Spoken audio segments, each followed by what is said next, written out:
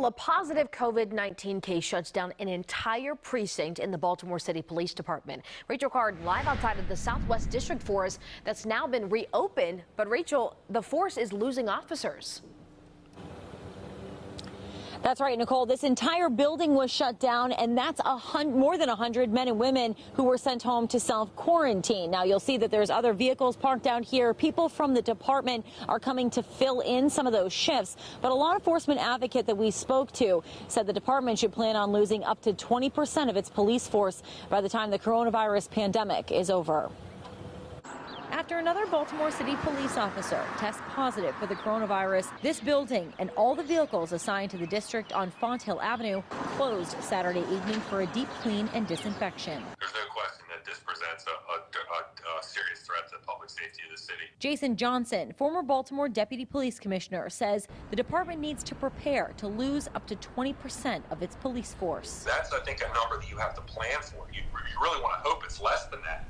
But I think if you are in a leadership role in any police department in the country, you have to, your contingency plan has to be, what do I do if I have 20% fewer cops tomorrow than I did today? Commissioner Harrison ordered the 135 people potentially exposed to the infected officer to self-quarantine, hoping to limit the spread.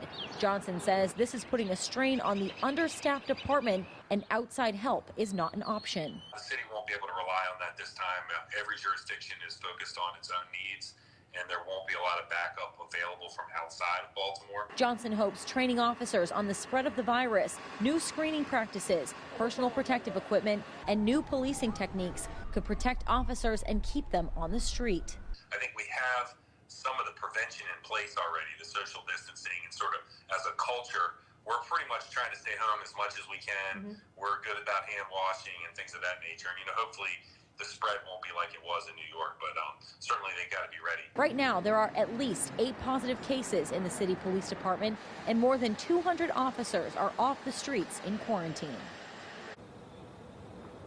We mentioned the issue with staffing. Now, Johnson says an idea that he has for leaders to consider is maybe pulling some of the folks out of retirement, those officers who have retired in the last year or maybe 2 years. He said it's easier to get them up to speed than to hire new people. He says even if it's a temporary fix, it will help bulk up the department for the time being. We're live in Southwest Baltimore. I'm Rachel Cardin for WJZ.